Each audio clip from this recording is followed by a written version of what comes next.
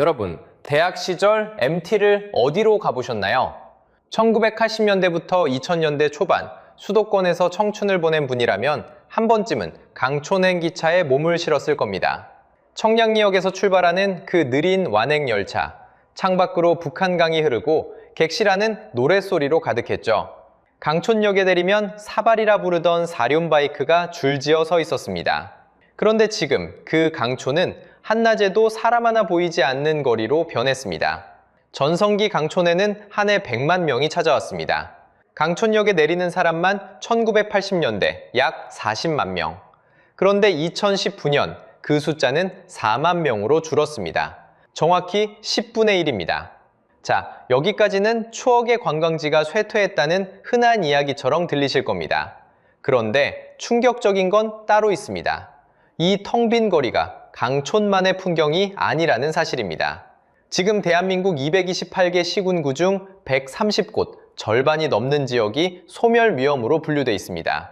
강촌은 그 거대한 흐름에 가장 먼저 도착한 신호일 뿐입니다. 오늘 강촌이 어쩌다 이렇게 됐는지를 끝까지 따라가 보겠습니다. 그리고 그 끝에서 여러분은 어쩌면 가장 보고 싶지 않은 이름을 만나게 될지도 모릅니다. 바로 여러분이 사는 동네입니다. 이야기가 도움이 되실 것 같다면 시작 전에 구독과 좋아요 한번 눌러주시면 채널에 큰 힘이 됩니다. 그럼 바로 강촌으로 떠나보겠습니다. 기억나십니까? 금요일 오후에 청량리역, 배낭을 둘러맨 청춘들이 완행열차에 올라탔습니다. 목적지는 단 하나, 강촌이었습니다. 좌석은 금세 가득 찼습니다. 통로까지 사람으로 빽빽했습니다. 어떤 칸은 가는 내내 노래방이 됐습니다. 누군가 기타를 꺼내 들었고 박수 소리가 끊이지 않았습니다. 창밖으로는 북한강이 흘렀습니다. 강을 따라 1시간 남짓 달리면 열차가 강촌역에 멈춰 섰습니다.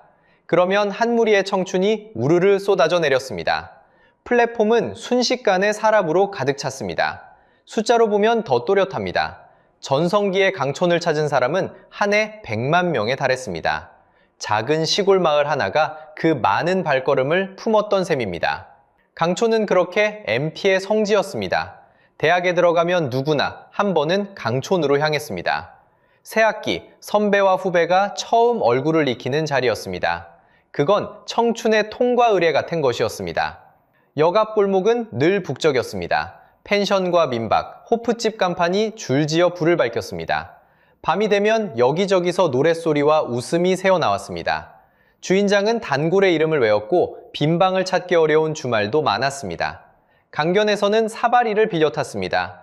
4바퀴 오토바이가 흙먼지를 일으키며 강가를 누겼습니다. 그 위에 올라탄 20살의 얼굴들이 환했습니다. 강물에 발을 담그고 밤이 되면 강가에 둘러앉아 이야기를 나눴습니다. 그렇게 하룻밤이 짧기만 했습니다. 볼거리도 많았습니다. 구곡포포는 2000년 한 해에만 38만 명이 찾았습니다. 강을 가로지르던 출렁다리도 빼놓을 수 없는 명물이었습니다. 그 위를 걸으면 발밑이 출렁였고 그 흔들림조차 추억으로 남았습니다. 강촌의 거리는 사람으로 살아있었습니다. 주말마다 청춘이 모여들었고 떠날 때면 다음을 기약했습니다. 돌아가는 열차 안에서 다들 다음 학기를 이야기했습니다. 이 거리가 영원히 이렇게 북적일 것만 같았습니다. 그런데 이 북적이던 거리에 어느 순간부터 조용히 금이 가기 시작했습니다. 첫 균열은 강촌의 상징에서 시작됐습니다. 출렁다리였습니다. 등선교라는 이름의 그 다리는 1972년 12월에 놓였습니다. 길이 277m, 국내 최초의 현수교였습니다. 강촌을 찾은 사람이라면 누구나 한 번은 건넜던 다리입니다. 발밑이 출렁이던 그 느낌을 다들 기억하실 겁니다. 그런데 그 다리가 1981년 통행 금지됩니다. 1985년에는 결국 철거됩니다. 남아있던 교각마저 2011년에 완전히 사라졌습니다. 다리를 건너던 추억도 함께 지워졌습니다. 강촌의 첫 번째 상징이 그렇게 사라졌습니다. 2015년 다시 다리를 놓긴 했습니다. 20억 원을 들였습니다. 하지만 길이 58m, 폭 2m였습니다. 옛 다리의 5분의 1 크기였습니다. 추억의 자리를 메우기엔 너무 작았습니다. 사람들은 새 다리 앞에서 옛 다리를 떠올렸습니다. 하지만 다리는 시작일 뿐이었습니다. 진짜 결정타는 따로 있었습니다. 2010년 12월 21일이었습니다. 경춘선 복선 전철이 개통됩니다. 낡은 단선 기찻길이 빠른 복선으로 바뀐 겁니다. 더 빠르고 더 자주 다니게 됐습니다. 빨라진 건 분명 좋은 일이었습니다. 그런데 강촌에는 좋은 일이 아니었습니다. 부강촌역이 문을 닫았습니다. 새 강촌역은 1.3km 떨어진 방곡리에 들어섰습니다. 마을 한가운데 있던 역이 외곽으로 옮겨간 겁니다. 시내에서 멀어졌습니다. 차가 없으면 닿기 어려워졌습니다. 역에서 내려 바로 골목으로 향하던 동선이 끊어진 겁니다. 기차는 더 빨라졌습니다. 하지만 그 기차는 이제 강촌에 머물지 않았습니다. 그냥 지나치는 역이 됐습니다. 사람들은 강촌을 통과만 했습니다. 들렀다 머무는 곳이, 스쳐가는 곳이 됐습니다. 2012년 8월, 옛 역사는 레일바이크로 바뀌었습니다. 사람을 내려주던 역이 관광시설이 됐습니다. 역은 문을 닫았다지만 추억은 그 자리에 박제됐습니다. 숫자가 모든 걸 말해줍니다. 1980년 강촌역에서 내린 사람은 약 40만 명이었습니다. 그 수가 4만 명으로 주저앉았습니다. 10분의 1입니다. 10명 중 9명이 사라진 셈입니다. 거리는 그 숫자를 그대로 보여줍니다. 셔터는 내려가 있습니다. 간판은 색이 바랬습니다. 사람으로 북적이던 골목에 이제는 발소리가 들리지 않습니다. 호프집도 민박집도 손님을 기다리다 지쳤습니다. 노래방이 되던 그 열차도 그 거리도 함께 멈춰섰습니다. 여기서 이상한 점이 하나 있습니다.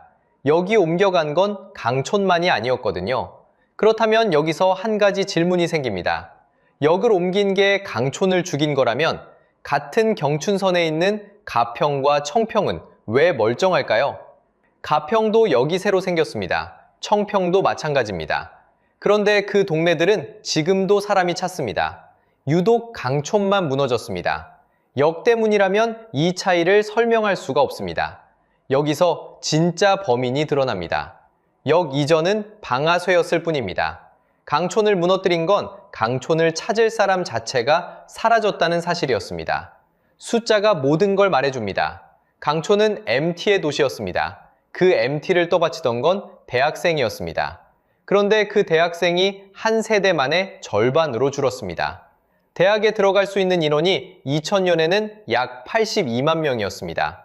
그런데 2024년에는 약 40만 명 안팎으로 떨어졌습니다. MT를 갈 사람의 모집단, 그 자체가 반으로 접힌 겁니다.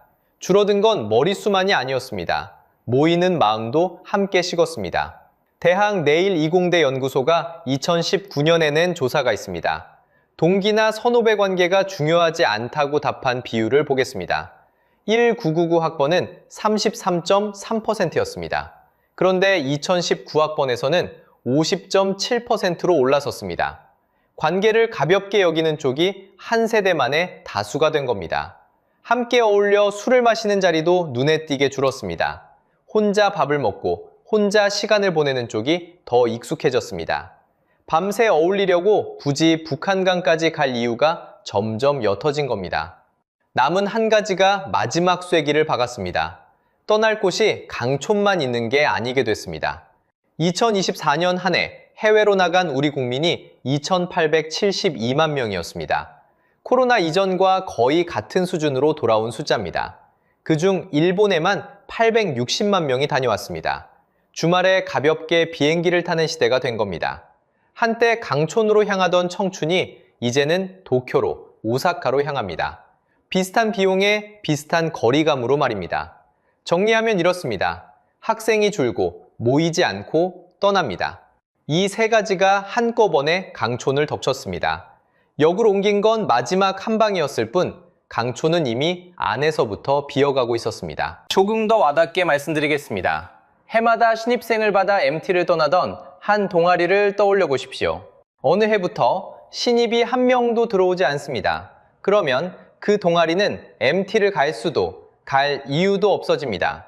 강촌은 바로 그런 동아리가 전국에서 동시에 사라진 자리였습니다. 그래서 같은 일이 대성리에서도 똑같이 벌어졌습니다. 강촌과 함께 MT 성지로 불리던 대성리 역시 같은 시기 전철이 들어오면서 무너졌습니다. 둘은 같은 병을 앓은 겁니다. 그런데 가평과 청평은 달랐습니다. 그 동네들은 MT 하나에만 매달리지 않았습니다. 수도권에서 가까운 위치, 펜션과 다른 관광 수요가 강촌의 빈자리를 메워줬습니다. 결국 차이는 단 하나였습니다. 강촌은 MT라는 단 하나의 손님에게 모든 걸 걸었습니다. 그 손님이 사라지자 강촌도 함께 사라진 겁니다. 원인이 이렇게까지 분명한데 그렇다면 행정은 그동안 무엇을 하고 있었을까요? 솔직히 여기서부터는 조금 화가 나실 수도 있습니다. 여기서 한 가지 분명히 짚고 가겠습니다. 강촌은 버려진 곳이 아닙니다. 행정이 손을 놓고 있는 것도 아닙니다. 오히려 그 반대입니다. 춘천시는 2024년 강촌리 일대를 도시재생 활성화 지역으로 지정했습니다. 정부가 여기를 다시 살려보자며 선을 긋고 예산을 붙이는 구역입니다. 규모는 총 250억 원, 이 가운데 국비 150억 원 확보를 추진하며 사업은 2029년까지 이어집니다. 청사진은 화려합니다. 강촌을 감성과 생태를 결합한 정원형 체류 관광지로 바꾸겠다는 부상입니다. 상상 정원 스테이션이 들어서고 강촌천을 따라 생태 정원이 조성되고 강촌로는 가든 스트리트로 단장됩니다. 15년 동안 방치돼 있던 피암 터널에는 20억 원을 들여 미디어 아트를 입힙니다. 송곡대학교 강촌 레일파크와 손을 잡았고 강촌 골목은 골목형 상점가로 지정됐습니다. 그러니까 강촌은 지금 방치가 아니라 재생을 시도하는 중입니다. 이건 분명한 사실입니다. 그런데 이 모든 노력에도 전문가들이 선뜻 고개를 끄덕이지 못하는 이유가 있습니다. 같은 춘천에 이미 한 번의 선례가 있었기 때문입니다. 춘천 원도심 상권 르네상스 사업. 명동 닭갈비 골목을 포함한 8개 권역에 국비와 도비, 시비를 합쳐 120억 원이 투입됐습니다. 그런데 사업이 끝난 뒤에도 비어있는 가게는 여전히 많았고 시민들이 피부로 느낀 효과는 크지 않았습니다. 120억 원을 쏟았는데 거리는 그대로였던 겁니다. 추진력의 한계도 드러났습니다. 한때 기대를 모았던 북한강 수변 관광특구는 결국 무산됐습니다. 여기서 250억 원과 120억 원, 두 숫자가 겹쳐집니다. 더 큰 예산을 들이면 이번엔 다를까요? 아니면 또 한 번 추억을 복원하는 데 돈은 들지만 추억을 찾을 사람은 늘지 않는 결과로 끝날까요? 오해는 말아주십시오. 누구를 탓하려는 이야기가 아닙니다. 담당자들은 분명 강촌을 살리려 애쓰고 있습니다. 문제는 사람의 노력이 아니라 그 노력이 부딪힌 구조에 있습니다. 문제의 본질은 돈이 아니라 사람입니다. 강촌으로 가야 할 대학생은 한 세대 만에 절반으로 줄었고 MT라는 문화 자체가 사라지는 중입니다.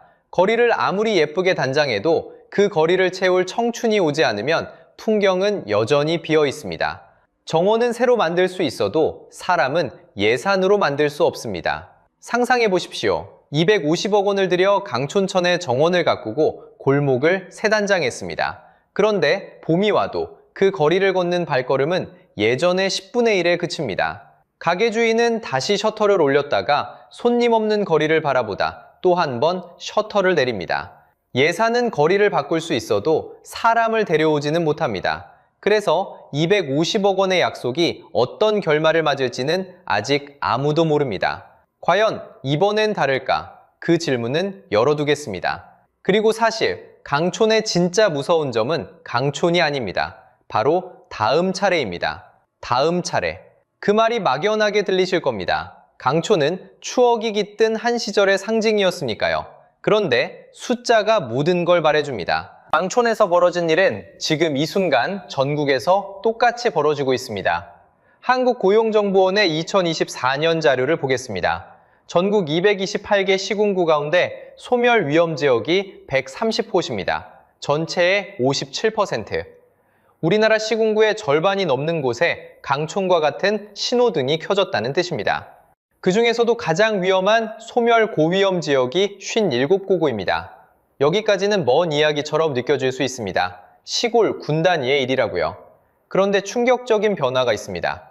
2024년에 새로 소멸 위험 단계에 들어선 지역이 11곳인데 그중 8곳이 광역시 안에 있는 구와 군이었습니다.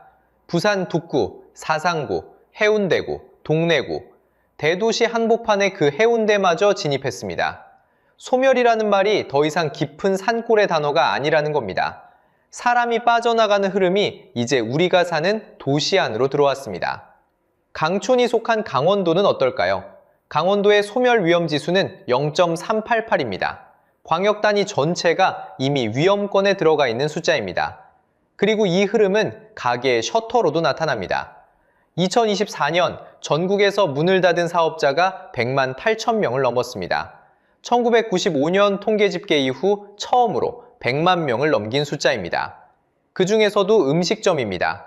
2024년 음식점 폐업률은 18.2%, 5곳 중 1곳 가까이가 한 해 사이에 문을 닫았습니다. 강촌 골목에 셔터가 내려가던 그 장면이 지금 전국의 골목에서 반복되고 있습니다. 2025년 상반기에만 폐업이 약 52만 건이었습니다. 자, 이쯤에서 한번 떠올려 보시기 바랍니다. 여러분 동네의 역세권은 5년 전과 같습니까? 늘 다니던 길의 상가에 비어있는 가게가 하나둘 늘지는 않았습니까? 아이들로 북적이던 학교가 통폐합 이야기가 나오고 있지는 않습니까? 이게 남의 동네 이야기가 아닙니다. 강촌의 텅 빈 거리는 곧 다가올 한국 전체의 예고편입니다. 광부들은 탄광에 들어갈 때 카나리아를 데리고 들어갔습니다. 사람이 느끼지 못하는 위험한 공기를 작은 새가 먼저 알아채고 쓰러졌기 때문입니다. 강촌은 우리에게 그 카나리아입니다. 가장 먼저 사람이 빠져나갔고 가장 먼저 거리가 비었습니다. 그 텅 빈 거리는 우리가 사는 도시를 향해 미리 보내온 신호입니다. 오늘 우리는 강촌이 왜 무너졌는지를 끝까지 따라가 봤습니다. 여기 옮겨간 것은 방아쇠였을 뿐입니다. 진짜 원인은 절반으로 줄어든 학령 인구였고 모이지 않는 세대였고 가까운 해외로 떠나는 발길이었습니다. 그리고 그 구조는 지금 전국 130곳에서 똑같이 진행되고 있습니다. 250억이 투입돼도 사람이 늘지 않으면 거리는 채워지지 않습니다. 강촌의 텅 빈 거리는 곧 다가올 한국 전체의 예고편입니다. 그래서 묻고 싶습니다. 여러분의 동네는 지금 어느 단계입니까? 아직 신호등이 켜지지 않은 단계입니까? 아니면 이미 가게의 불이 하나씩 꺼져가는 단계입니까? 여러분 동네는 지금 어느 단계라고 느끼시나요? 댓글로 여러분이 사는 지역의 이야기를 들려주세요. 같은 흐름을 겪고 있는 또 다른 도시들의 이야기는 다음 영상에서 계속 추적해 보겠습니다. 채널을 구독해 두시면 다음에 무너질 곳이 어디인지 가장 먼저 함께 보실 수 있습니다.